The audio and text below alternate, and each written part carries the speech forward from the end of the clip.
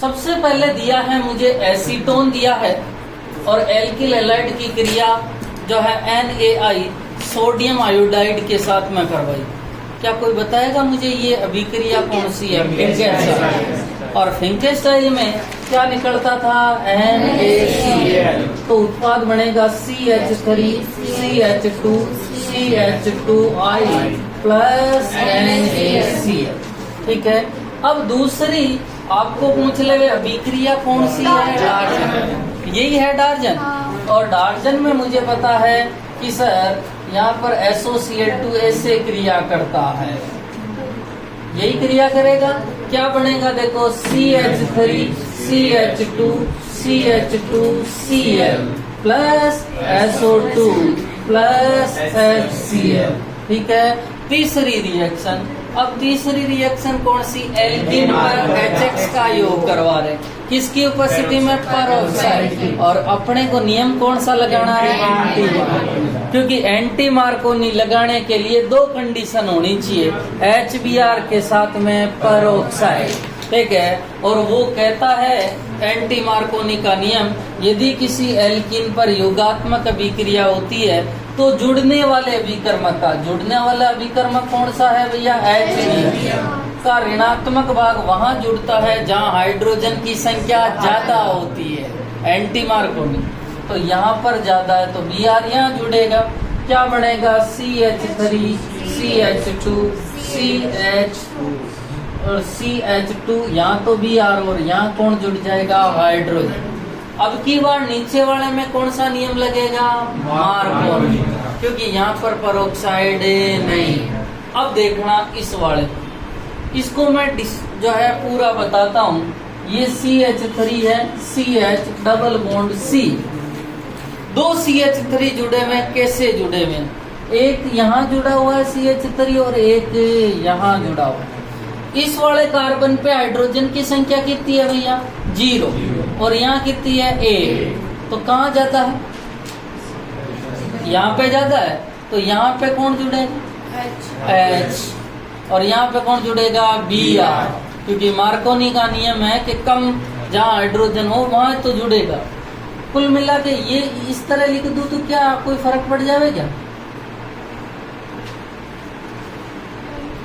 जुड़ने वाले अभिकर्मक का ऋणात्मक भाग वहां जुड़ता है जहां हाइड्रोजन की संख्या कम होती है।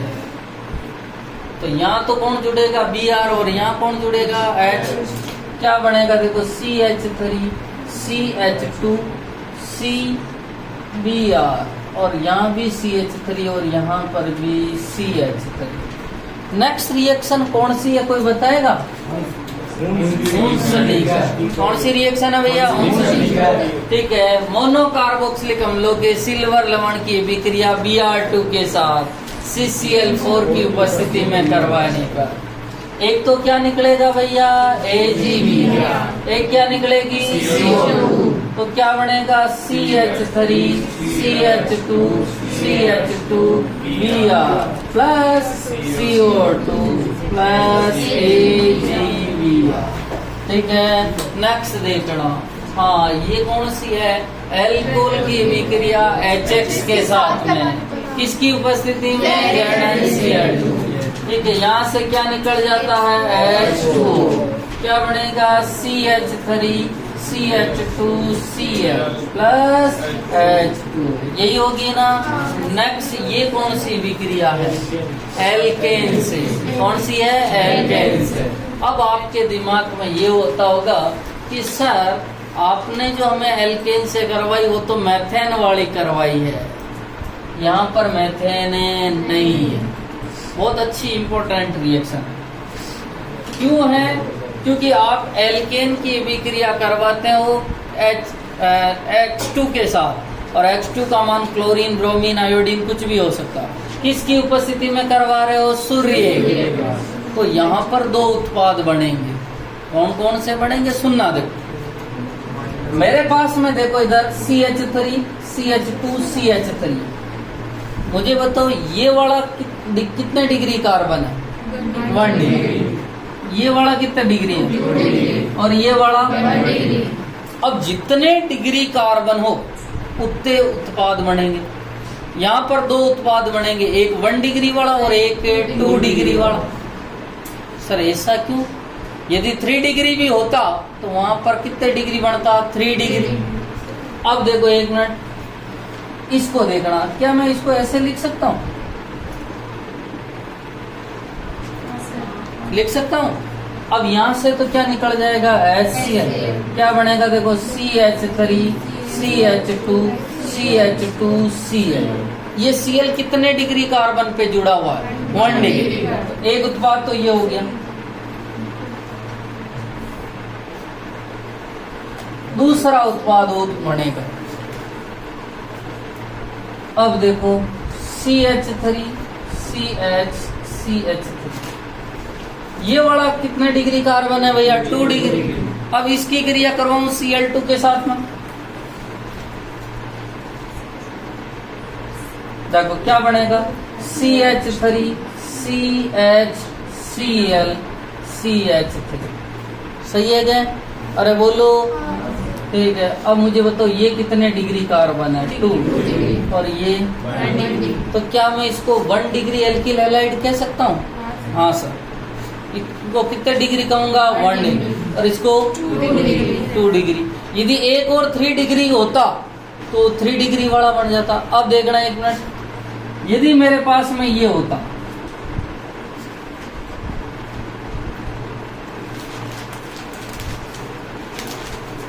सर अब कितने उत्पाद बनेंगे?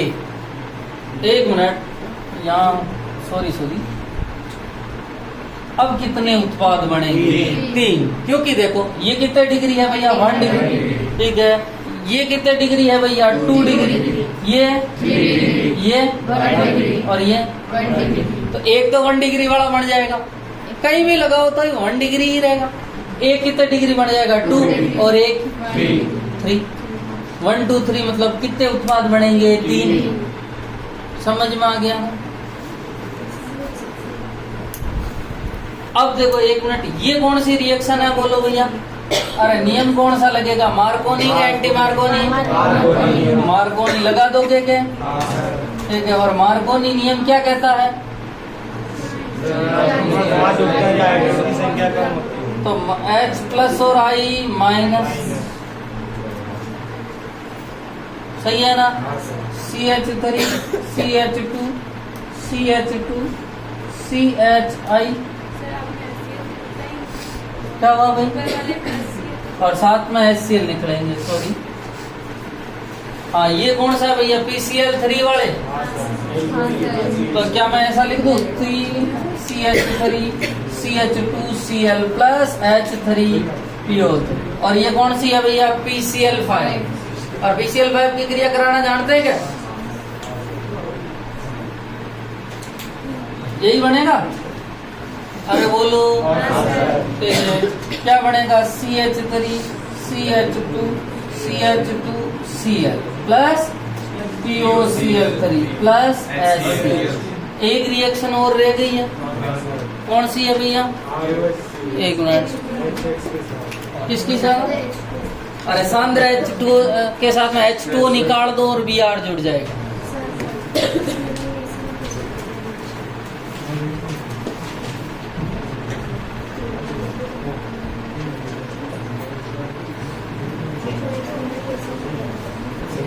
हाँ, इसमें ऐसे कर सकते हैं बिल्कुल। एक मिनट, तीसरा वाला पर वो ज्यादा मात्रा में होगा। ये सारे एक ही तो है, 1 डिग्री तो है, इसलिए हाँ तो सही है। पर आप उत्पाद की संख्या बढ़ा सकते हैं। बेटा दूर है, एक मिनट फोटो ले रहे।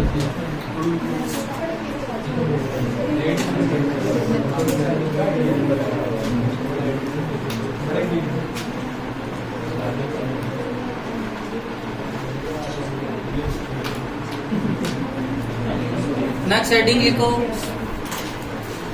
लिखना हेडिंग Rx के भौतिक गुण।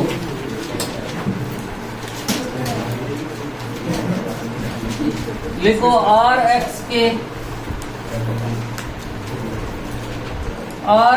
के भौतिक गुण। Rx के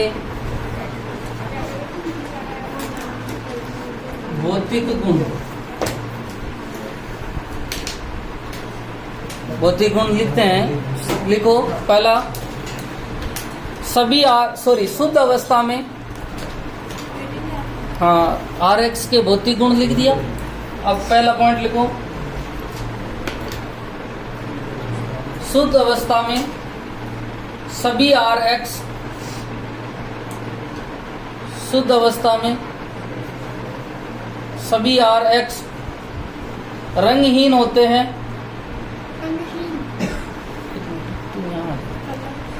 एक मिनट बैग हटा दो तेरे को। व्हाट? शुद्ध अवस्था में सभी आर एक्स रंगहीन होते हैं, कलरलेस, रंगहीन होते हैं, लेकिन प्रकाश की उपस्थिति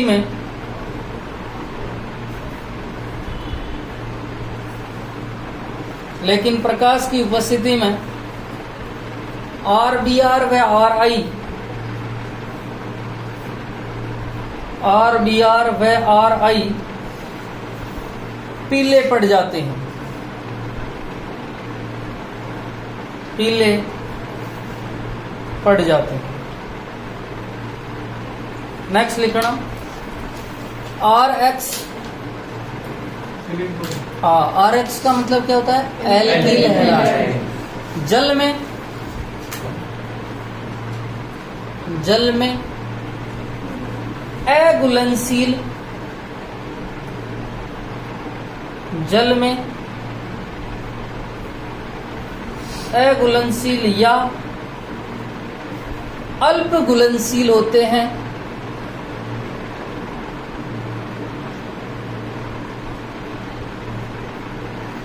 लेकिन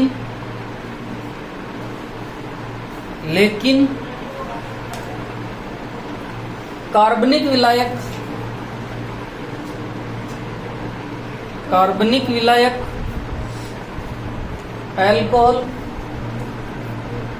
अल्कोहल, ईथर व बेंजीन में, कार्बनिक विलायक अल्कोहल, ईथर व बेंजीन में घुलनशील होते हैं।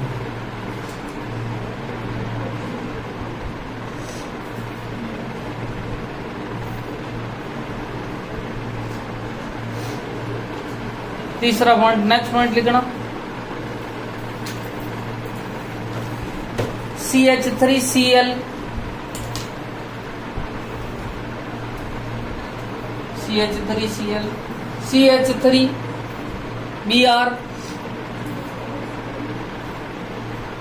व C2H5Cl,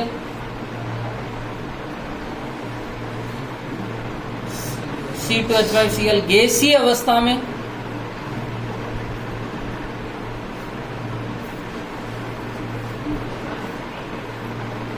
जबकि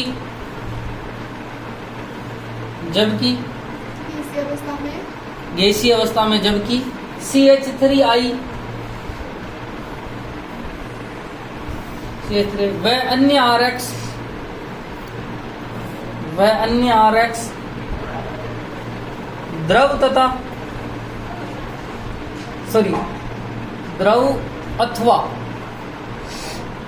अथवा ठोस अवस्था में पाए जाते हैं।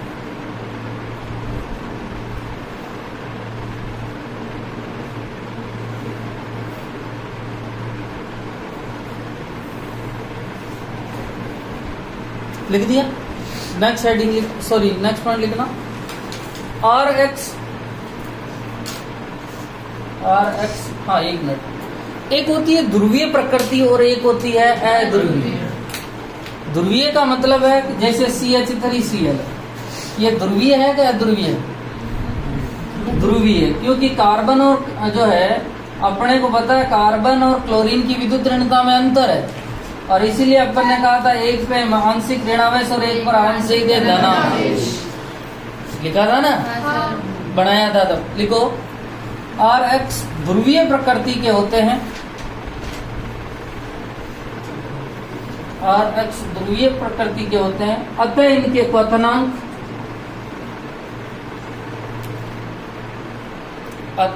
क्वथनांक संगत हाइड्रोकार्बन से अतः इनके क्वथनांक बॉइलिंग पॉइंट बीपी संगत हाइड्रोकार्बन से अधिक होते हैं। संगत हाइड्रोकार्बन से अधिक होते हैं। अब देखो इसी में लिखना, देखो क्वथनांक जो है वो समानुपाती होता है अणुभार की। इसके समानुपाती होता है अणुभार। आपका जो बॉइलिंग पॉइंट देखना है तो उसको अणुभार को देखो। जैसे इधर देखो, मेरे पास में एक एग्जांपल है, CH3F, CH3Cl, CH3Br और CH3I, और मुझे पूछा गया है कि इसमें BP का ऑर्डर क्या है, BP का क्रम क्या है, अर्थात BP का मतलब बॉइलिंग पॉइंट का क्रम क्या है। और मुझे पता है बॉइलिंग पॉइंट का क्रम क्या होता है भैया, क्वथनांक समानुपाती क्या होता है अणुभार। जिसका अणुभार ज्यादा उसका क्वथनांक भी क्या होगा ज्यादा।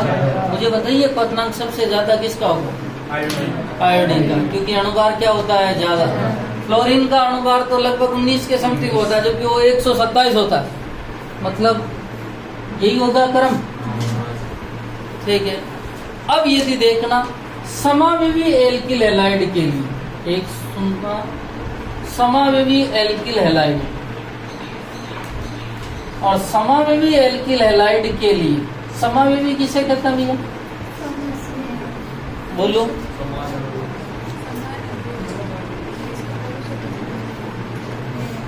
ऐसे यौगिक जिनका अणुसूत्र समान, उन्हें क्या कहते हैं, समावेवी, ठीक है।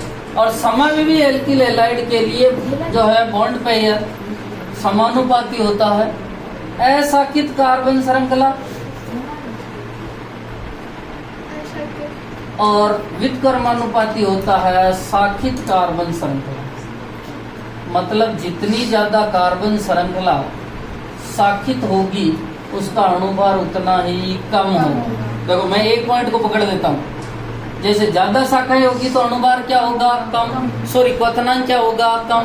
एक मिनट देखना, देखो जैसे मेरे पास में एग्जांपल है CH3, CH2, CH2, CH2, कितने कार्बन है भैया, 4, CH2Cl। एक और देखना CH3, CH3, CH2Cl। अब भी 4 ही है ना, एक और बना लेते हैं CH3, CH3, CH3, CH2Cl। क्या ये तीनों ही समावेवी हैं क्या? समावेवी का मतलब ऐसे यौगिक जिनका अणुसूत्र समान। मैंने इससे पूछा भाई तेरे पास में कार्बन कितने हैं, इसने कहा मेरे कार्बन कितने हैं 5, हाइड्रोजन कितने हैं तो 11 और 1 क्लोरीन। इसको पूछा तो इसने भी कहा अपने कार्बन कितने हैं साहब 5, हाइड्रोजन कितने हैं 11 और क्लोरीन 1 है। इससे पूछा तो इसने भी यही बात कही। मैंने कहा आप समावेवी हैं? इन्होंने कहा यस सर हम समावेवी हैं, क्योंकि ऐसे यौगिक जिनका अणुसूत्र समान होता है वो आपस में समावेवी। अब कौन सा समावेवी है तो आगे कारण है। मैंने इससे जनक श्रृंखला, इसने कहा 5 कार्बन की जनक श्रृंखला है सब, इसने कहा कितने कार्बन की जनक श्रृंखला होगी 4 की, और इसने कहा 3 की। उसने कहा जितनी ज्यादा शाखाएं होगी उसका अणुभार उतना ही क्या होगा, सॉरी उसका क्वथनांक उतना ही क्या होगा, कम। अरे भाई जितनी ज्यादा शाखाएं होगी, इसमें कितनी शाखाएं, कोई शाखा नहीं। इसमें कार्बन की कितनी शाखा होगी 1, भाई 1 से 3 बाहर निकला। इसमें कितनी है, इधर जाने पे शाखाएं बढ़ रही है, और शाखाएं बढ़ रही तो क्वथनांक क्या होगा, कम। सबसे ज्यादा क्वथनांक किसका होगा, फिर समझ में आ गई। देखो एक मिनट, 2 पॉइंट। यदि समावेवी नहीं है तो नियम लगाना है ये, और यदि समावेवी है तो नियम लगाना। पहले ये देखना है कि वो समावेवी है या नहीं, और समावेवी देखने के लिए उनके अणुसूत्र से संपर्क करें। कि क्या आपका अणुसूत्र समान है या नहीं। लिखो जल्दी से।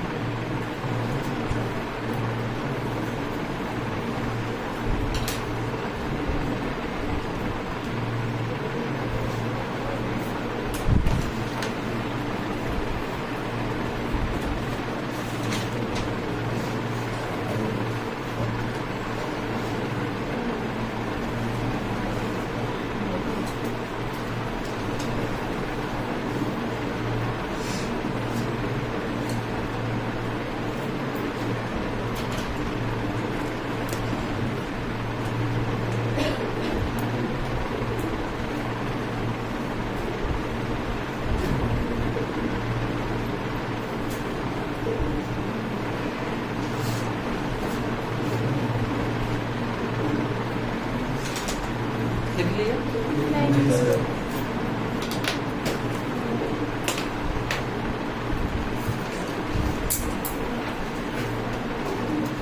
हेडिंग लिखना।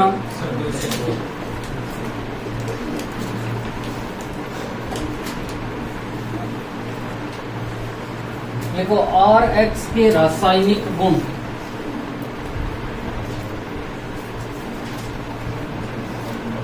RX की रासायनिक गुण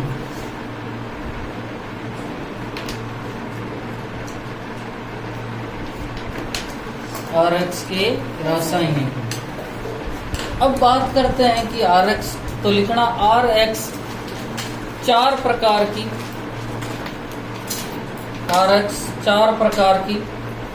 रासायनिक अभिक्रियाएं प्रदर्शित करते हैं।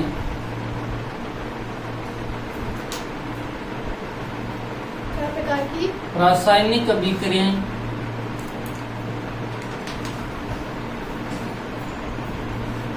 प्रदर्शित करते हैं।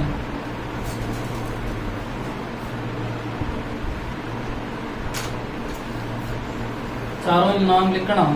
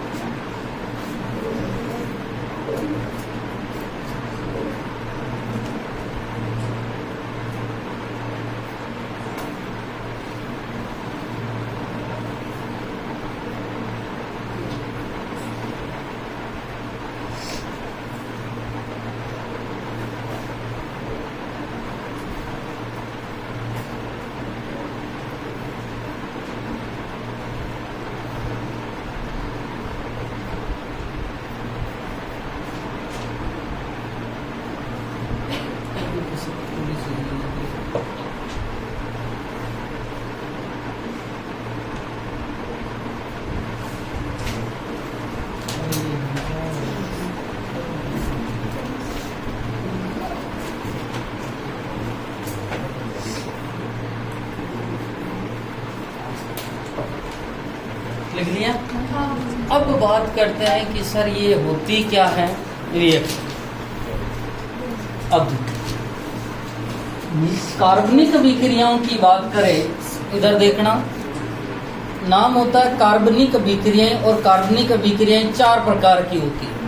कोई नाम बोलेगा कि कार्बनिक अभिक्रिया कितने प्रकार? 4 प्रकार है, नाम बोल सकता है कोई? एक अभिक्रिया होती है जिसे योगात्मक अभिक्रिया कहते हैं, योगात्मक रिएक्शन। एक होती है विलोपन रिएक्शन, एक होती है प्रतिस्थापन रिएक्शन, और एक होती है समाविवीकरण रिएक्शन। सुनना, योगात्मक इसे कहते हैं। ऐसी अभिक्रिया जिसमें एक पाई बंध टूटता है और 2 नए सिग्मा बंध बनते हैं। डबल बॉन्ड में एक तो सिग्मा होता है और एक पाई होता है, तो इसमें क्या होता है, एक पाई टूटता है और 2 नए सिग्मा बंध बन गए, जैसे यहाँ H जुड़ गया और यहाँ भी H। ये योगात्मक है। और इसी को मैं उल्टा कर दूं तो ये कौन सी बन जाती है, विलोपन, जिसमें 2 सिग्मा बंध टूटेंगे और एक पाई बंध। तीसरी है प्रतिस्थापन। और प्रतिस्थापन की बात करें तो प्रतिस्थापन रिएक्शन का मतलब जैसे A और B के बीच में बंध बना हुआ और C।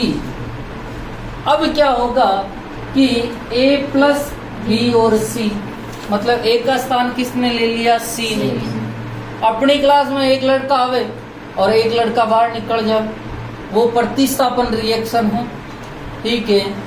अब देखो, प्रतिस्थापन रिएक्शन भी अलग अलग प्रकार की होती है। एक नाभिक सनई होती है और एक इलेक्ट्रॉन सनई। एक नाभिक सनई और एक इलेक्ट्रॉन। यदि आने वाला नाभिक सनई है तो जाने वाला भी कौन होगा, नाभिक सनई। आने वाला इलेक्ट्रॉन सनई है तो जाने वाला भी इलेक्ट्रॉन सनई।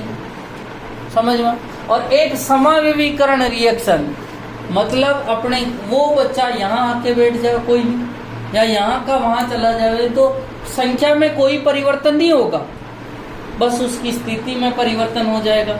जैसे मैं बात करूं, जैसे CH3 CH2 CH2Cl है, सर ये 1 डिग्री एल्किल हैलाइड है, और अब ये बन जावे CH3 CHCl और CH2। अब कितने डिग्री हो गया, 2 डिग्री। क्या इसके अणुसूत्र में कोई चेंजिंग हुई है? नहीं सर, उसकी स्थिति में चेंजिंग हो गई। पहले वो 1 डिग्री थी, अब 2 डिग्री। यही कौन सी रिएक्शन है, समाविवीकरण।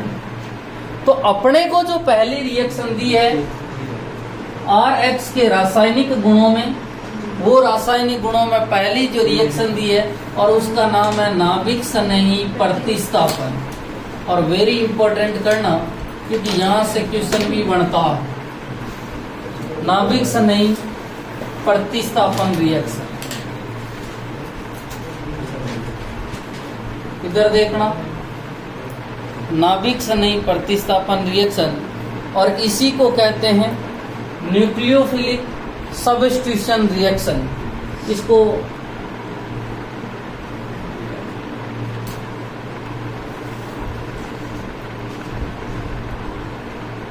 और इसी को स्मॉल लेटर में एसन रिएक्शन कहते हैं। कौन सी रिएक्शन कहते हैं, एसन। वैसे NS होना चाहिए था, पर अपन जो है इनको क्या कहते हैं, SN रिएक्शन।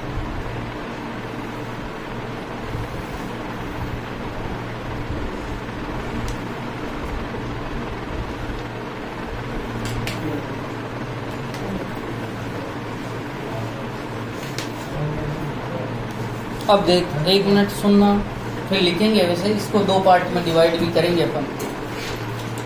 मेरे पास में RH है, और इस RH पे जो है आक्रमणकारी होता है एक नाभिक सनई, और नाभिक सनई को किससे लिखते हैं, Nu-। एक तो होता है इलेक्ट्रॉन सनई, इलेक्ट्रॉन सनई से को किससे लिखते हैं, E+, और नाभिक सनई को Nu-। ये तो जानते हैं ना सब। अब ये नाभिक सनई अटैक करेगा, तो बीच में जो होता है ये बनेगा आपके RNU और X माइनस RNU और X माइनस। आक्रमणकारी नाभिक सनई है तो निकलने वाला भी कौन है भैया, नाभिक सनई। और आपको पता है नाभिक सनई ने अटैक किया तो इस पे तो आंशिक ऋणावेश आ गया और इस पर आंशिक धनावेश। Rx की ध्रुवीय प्रकृति या विद्युत ऋणता में अंतर होने के कारण R पर आंशिक धनावेश और X पर आंशिक ऋणावेश उत्पन्न हो जाता है, क्योंकि X की विद्युत ऋणता ज्यादा होती है और R की विद्युत ऋणता कम, तथा आक्रमणकारी नाभिक सनई होता है तथा निकलने वाला भी नाभिक सनई। इसको तो आक्रमणकारी कहते हैं और इसको निष्कासित कहते हैं। ठीक है, अब ये जो आक्रमण करने का जो तरीका है वो दोनों अलग अलग टाइप का हो सकता है। एक आक्रमण सामने से भी किया जा सकता है और एक आक्रमण पीठ पीछे किया जा सकता है। ठीक है, तो वो आक्रमण करने के तरीके पे इसको कितने भागों में बांटेंगे, 2। एक का नाम होगा SN1 और एक होगा SN2, या मैं कह सकता हूं उसकी वेग निर्धारक पद में भाग लेने वाले अणुओं के आधार पर उसको कितने भागों में बांटा जाएगा, 2। तो लिखना Rx में, इसमें लिखो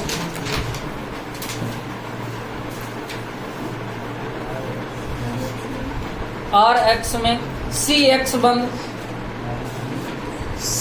बंद, क्योंकि R का मान CH3C2H5 होगा ना। Rx में CX बंद ध्रुवीय प्रकृति का होता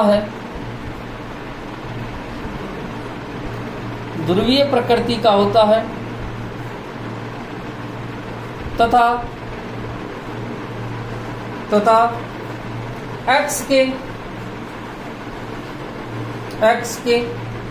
X का मतलब क्या होता है भैया, हैलोजन के माइनस आई प्रभाव के कारण, X के माइनस आई एक प्रभाव होता है माइनस आई और प्लस आई, लैम्डा में बड़ा होगा। ठीक है, माइनस आई प्रभाव के कारण कार्बन पर आंशिक धनावेश व हैलोजन पर आंशिक ऋणावेश उत्पन्न हो जाता है।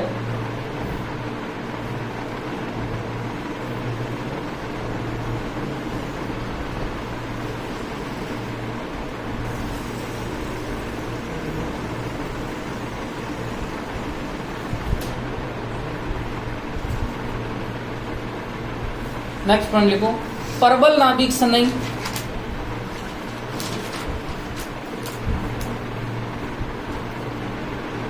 परबल नाभिक सनई NU माइनस कार्बन पर आक्रमण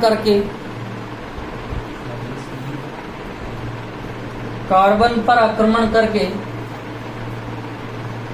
हैलोजन का प्रतिस्थापन कर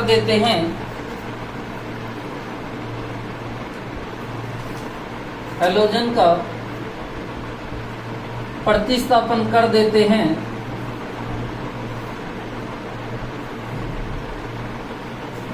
यही कारण है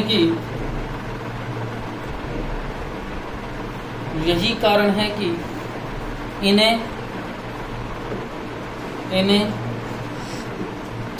नाभिक सनई अभिक्रिया कहते हैं।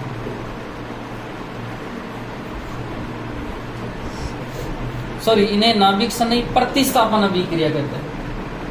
नाभिक सनई तो है पर नाभिक सनई भी कौन सी है, प्रतिस्थापन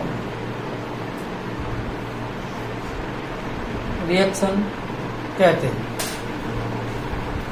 नेक्स्ट, ये उतारना और इसे बाद में लिखा, इसने 2 भागों में बांटा गया।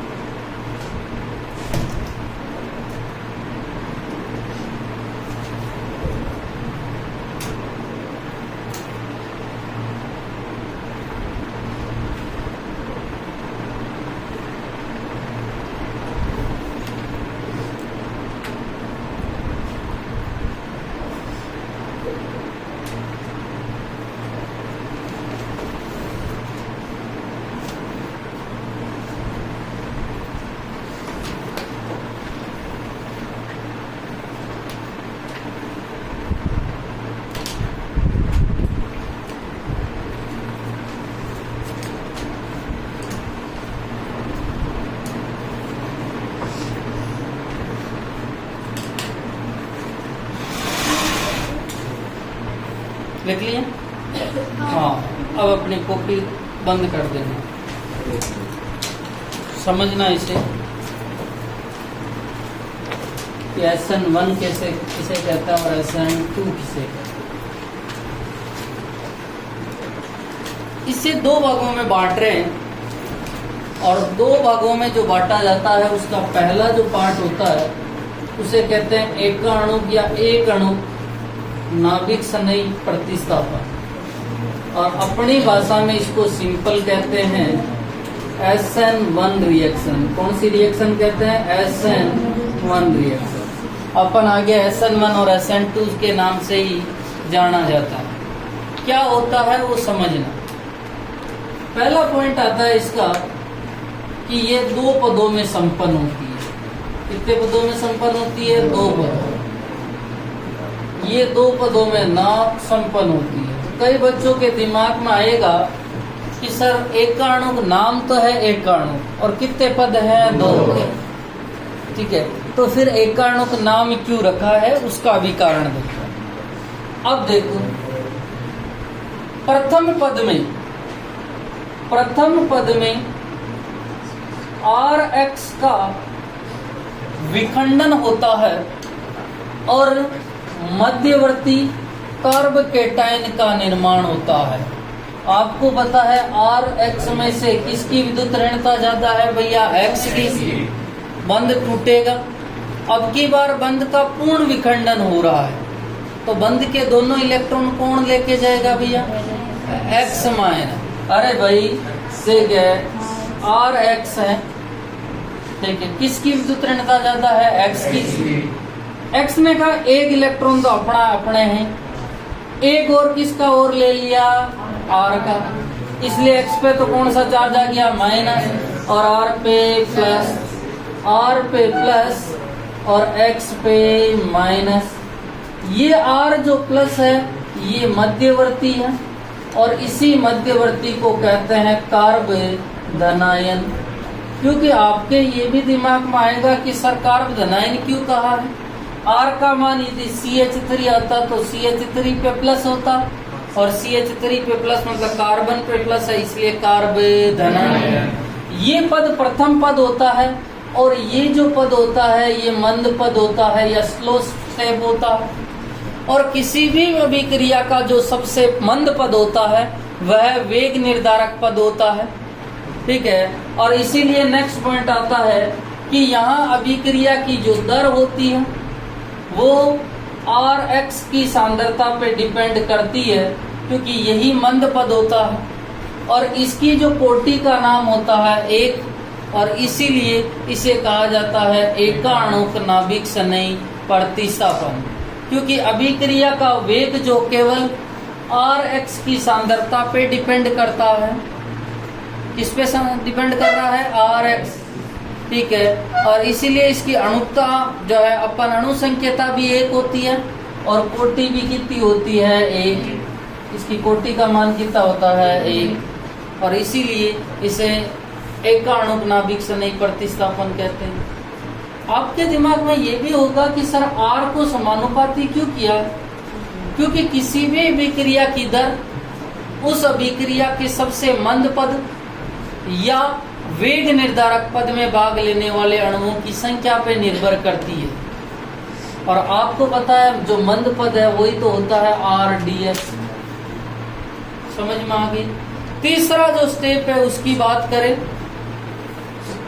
अब द्वितीय पद में क्या होगा? पहले पद में तो अपने को पता ही है क्या हुआ कि सर Rx का विखंडन हुआ और मध्यवर्ती कार्ब धनायन का निर्माण हुआ। अब जो ये R है प्लस है, इस पर नाभिक स्नेही का आक्रमण होगा और उत्पाद बनेगा। ये जो है पद ये तीव्र पद होता है और यहाँ बनता है RNU। क्या बनता है भैया? RNU।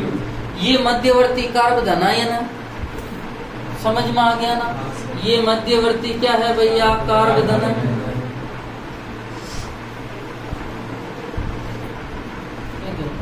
अब बात करते हैं कि सर यहाँ उत्पाद कौन सा बनेगा? इस R प्लस पर NU माइनस, आगे से भी अटैक कर सकता है और पीछे से भी अटैक कर सकता है, अर्थात NU माइनस किसी भी तरफ से अटैक कर सकता है। इसलिए जो यहाँ पर उत्पाद बनता है वो उस उत्पाद का नाम होता है रैसेमिक मिश्रण। कौन सा उत्पाद होता है? रैसेमिक मिश्रण। सर रैसेमिक मिश्रण उसे कहा जाता है जिसमें D और L की मात्रा समान होती है, 50% D होता है और 50% L। अब उसमें अपने को ये पता नहीं है कि आगे से अटैक करेगा या पीछे से। ठीक है, एक तरफ से अटैक करता है जैसे दक्षिणावर्त तो वो क्लॉकवाइज घूमेगा तो D बनेगा, और पीछे से अटैक करता तो एंटी क्लॉकवाइज। अब वो किधर से भी अटैक कर सकता है, उसकी प्रायिकता 50% है और इसीलिए उत्पाद कौन सा बनेगा भैया? रैसेमिक मिश्रण। नेक्स्ट आता है जो स्थायित्व होता है या अभिक्रिया की जो स्थायित्व की बात करें कि अभिक्रिया का स्थायित्व किस पे डिपेंड होगा, और मैं कहता हूं अभिक्रिया का जो स्थायित्व है वो कार्ब केटाइन या कार्ब धनाइन के स्थायित्व के डिपेंड होगा। जितना ज्यादा कार्ब धनाइन ज्यादा स्थायी होगा उतना ही अभिक्रिया का स्थायित्व ज्यादा होगा। आपको पता है कार्ब धनाइन कितने प्रकार के होते हैं भैया? एक मिनट, शब्द देखा है मैंने कार्ब धनाइन, और इसी को कहा जाता है कार्ब केटाइन। क्या कहा जाता है? Carb cation. ये कार्ब केटाइन कितने प्रकार के होते हैं? देखो पहली बात है कार्ब धनाइन किसे कहते हैं? यदि कार्बन पर धन आवेश है तो उसी को क्या कहा जाता है? कार्ब। मेरे पास में कार्ब धनाइन है CH3 CH3 CH3 एक है। दूसरा जो कार्ब धनाइन है CH3 CH3 प्लस, और तीसरा है CH3 CH2 प्लस। ठीक है, और एक और बता दूं CH3। आप मुझे बताएंगे ये कितने डिग्री कार्ब धनाइन? 3 डिग्री। क्यों भाई? मेरे को इस वाले कार्बन को देखना है। इसको पूछा मैंने आपकी डिग्री कितनी है, इसने कहा मेरी डिग्री कितनी है? 3 डिग्री। अर्थात यदि 3 डिग्री कार्बन पर धनावेश है तो उसे 3 डिग्री कार्ब धनाइन कहा जाएगा। ठीक है, इसकी कितनी डिग्री है भैया? 2, और इसकी 1, और इसकी भी 1 ही है। इसे कई जगह सुपर 1 डिग्री भी कहा। मुझे इतना पता है कि 3 डिग्री कार्ब धनाइन सबसे ज्यादा स्थायी होता है। 3 डिग्री कार्ब धनाइन सबसे ज्यादा स्थायी है। तो मैं कह दूं कि स्थायित्व का जो क्रम है वो कितने जो है स्थायित्व का क्रम होता है 3 डिग्री सबसे ज्यादा, फिर 2 डिग्री और फिर 1 डिग्री। समझ में आया ना कि सबसे ज्यादा जो स्थायी कौन सा होता है? 3 डिग्री। आपके पिछले साल कार्ब धनाइन के स्थायित्व वाले क्रम लिखा रखे और कार्ब ऋणायन वाले भी लिखा रखे थे, एक बार देख के आवे।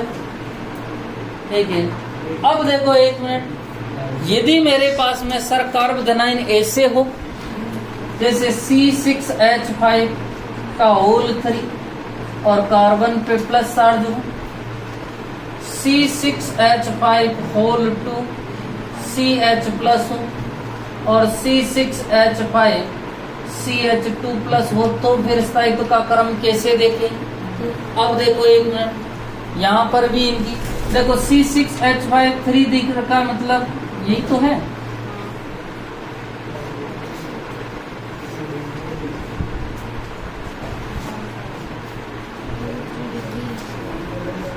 अब मुझे बताओ ये वाला कार्बन की डिग्री कौन सी है? 3 डिग्री। ये 3 डिग्री है ना? अरे भाई ये वाला कार्बन इस कार्बन से भी जुड़ा हुआ, इस कार्बन से भी जुड़ा हुआ, और इसका ये कितने डिग्री है? 3। यदि मैं इसमें से एक हटा दूं, अब कितने रह गया? 2, और एक और हटा दूं तो 1। तो सबसे सिंपल है ये तो कि सर ये 3 डिग्री है, ये 2 डिग्री है और ये 1 डिग्री। समझ में आ गया ना? अब देखो एक मिनट कि सर SN1 रिएक्शन की बात कर लेते हैं कि सर SN1 रिएक्शन में क्या क्या, कल इसकी आते एक और क्रिया विधि देखेंगे। पहली बात है सर ये कितने पदों में संपन्न होती है? 2। प्रथम पद में RX का विषमांश विखंडन होता है। देखो 2 नाम है विषमांश, एक शब्द होता है समांश और एक होता है विषमांश। समांश तो जब होता है जब दोनों की विद्युत ऋणता समान हो। एक कार्बन एक इलेक्ट्रॉन ये वाला ले जावे और एक वाला ये, क्या इसमें ऐसा हुआ है क्या? नहीं सर। भाई दोनों ही इलेक्ट्रॉन एक ही लेके गया, कौन लेके गया? x माइनस, और इसीलिए माइनस आया। अरे मैं लिखाऊंगा है ना, ठीक है। यहाँ पर विषमांश विखंडन होता है तथा यह मंद गति से होता है और इसीलिए इसे वेग निर्धारक पद कहा जाता है। एक तो कार्ब धनायन का निर्माण होगा मध्यवर्ती और एक x माइनस का निर्माण होगा, ठीक है। दूसरा नेक्स्ट पॉइंट आता है कि सर अभिक्रिया की दर जो है वो Rx की सांद्रता पे डिपेंड करती है, क्योंकि वेग निर्धारक पद में केवल Rx ही भाग लेता है तथा इसकी कोटि का मान कितना होता है? 1। कोटि का मान कितना होता है? 1। इसीलिए इसे एकाणुक नाभिक स्नेही प्रतिस्थापन अभिक्रिया कहते हैं, ठीक है। द्वितीय पद, मध्यवर्ती कार्ब धनायन पर नाभिक स्नेही का आक्रमण होता है। ये तीव्र गति से होता है जिससे उत्पाद का निर्माण होता है। यह नाभिक स्नेही मध्यवर्ती कार्ब धनायन पर किसी भी दिशा से अटैक कर सकता है, इसलिए जो उत्पाद बनता है वो रेसमिक मिश्रण बनता है। अर्थात रेसमिक मिश्रण उसे कहते हैं जिसमें डी और एल की मात्रा समान होती है। क्या मैं कह सकता हूँ 50% डी और 50% एल? नेक्स्ट कि अभिक्रिया का जो स्थायित्व होता है वो समानुपाती होता है कार्ब धनायन के स्थायित्व। और आपको पता है कि सर कार्ब धनायन कितने प्रकार के होते हैं? 3, 2 और 1। तो किसका सबसे ज्यादा स्थायित्व है? 3 डिग्री, फिर 1। और यदि ये मेरे को बेंजीन वलय के रूप में देवे तो 3 डिग्री, 2 डिग्री और 1 डिग्री, 3 डिग्री, 2 डिग्री और 1 डिग्री। लिखें? ठीक है। तुम्हारा टाइम भी नहीं हो रहा? ठीक है, 2 पॉइंट लिख लो। लिखो, पॉइंट लिखना, एकाणुक नाभिक स्नेही प्रतिस्थापन में लिखना।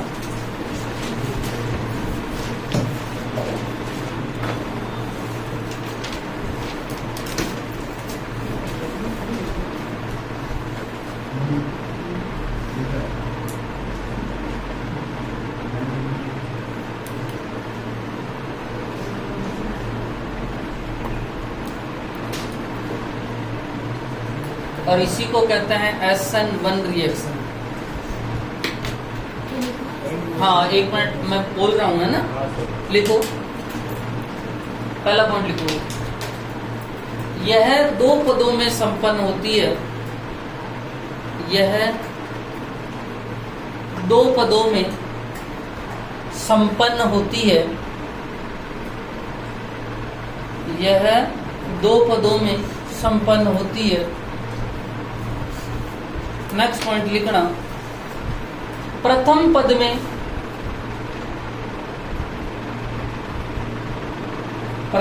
में CX, क्या मैं RX को CX लिख सकता हूं? यस, लिखना CX बंध का विषमांश विखंडन होकर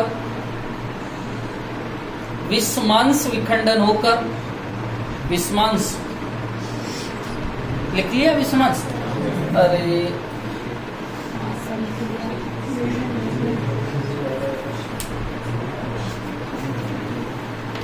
विषमांश विखंडन होकर मध्यवर्ती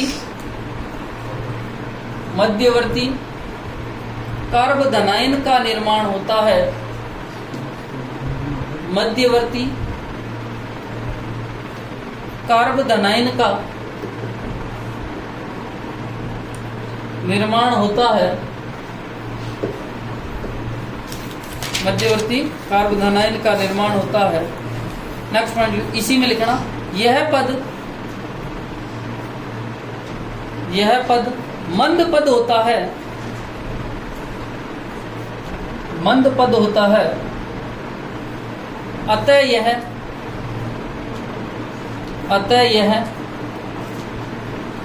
वेग निर्धारक पद होता है।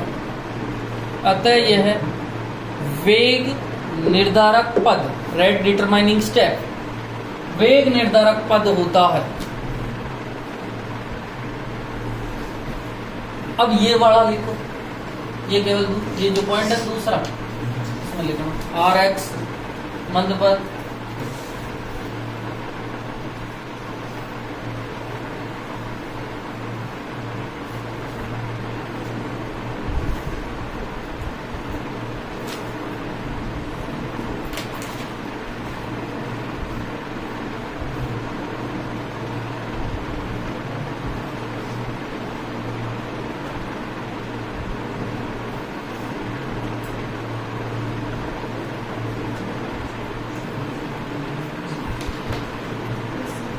लिख दिए। नहीं।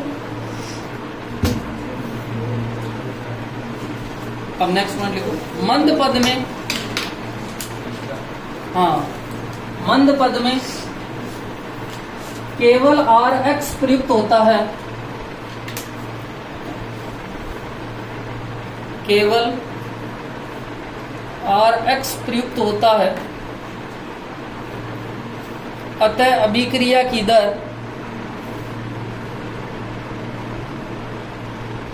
अतः अभिक्रिया की दर केवल आर एक्स की सांद्रता पर निर्भर करती है, अतः अभिक्रिया की दर केवल आर एक्स की सांद्रता पर निर्भर करती है। ये लिखो, आर का मतलब है अभिक्रिया की दर,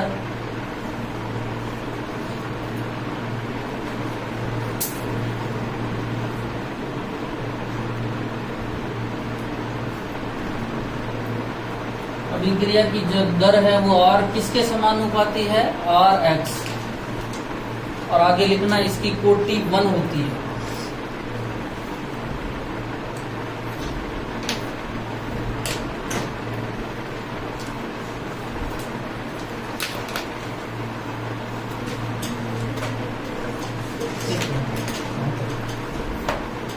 लिखना नेक्स्ट,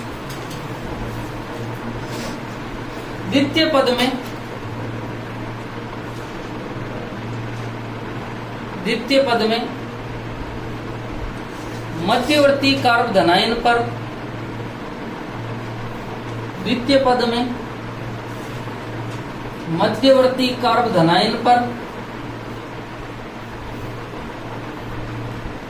नाभिक स्नेह, नाभिक स्नेह आक्रमण करके उत्पाद बनाता है, यह तीव्र गति से संपन्न होता है,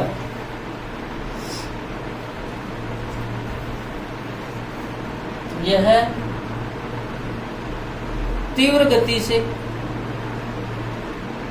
संपन्न होता है, यह तीव्र गति से संपन्न होता है। ये वाला लिखो,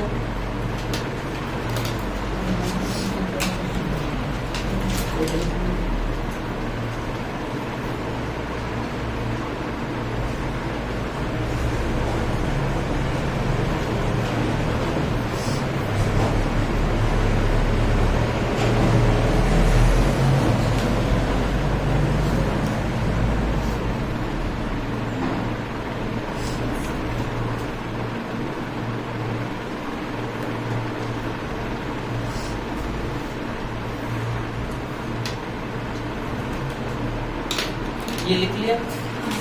हाँ एक मिनट, ये जो कार्ब धनायन होता है ना, ये ऐसे ही तो है, देखो कार्ब धनायन है जैसे CH3 प्लस है ना, CH3 और प्लस, इसका जो संकरण होता है वो sp2 होता है। क्या होता है? sp2। और sp2 की जो ज्यामिति होती है वो त्रिकोणीय समतलीय होती है। क्या होती है? त्रिकोणीय समतलीय है। तो किसी भी तरफ से आक्रमण करे, इधर से भी आक्रमण कर सकता है और इधर से भी आक्रमण। तो लिखना नेक्स्ट पॉइंट, मध्यवर्ती कार्ब धनायन, मध्यवर्ती कार्ब धनायन समतलीय होता है, समतलीय होता है, अतः आक्रमणकारी नाभिक से नहीं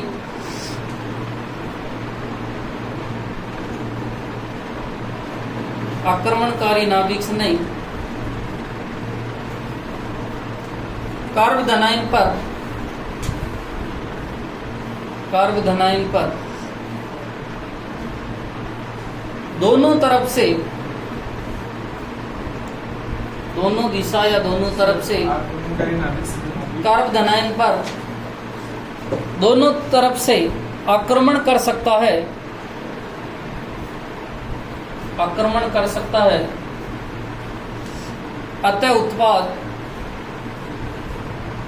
अतः उत्पाद रैसमिक मिश्रण प्राप्त होता है, अतः उत्पाद रैसमिक मिश्रण प्राप्त होता है, अतः उत्पाद कौन सा प्राप्त होता है? रैसमिक। ठीक है, नेक्स्ट लास्ट पॉइंट लिखो अभी ये उत्पाद कौन सा प्राप्त होता है? रैसमिक। नेक्स्ट पॉइंट लिखो, अभिक्रिया का स्थायित्व कार्बोधनाइन के स्थायित्व पर निर्भर करता है, अभिक्रिया का स्थायित्व कार्बोधनाइन के स्थायित्व पर निर्भर करता है,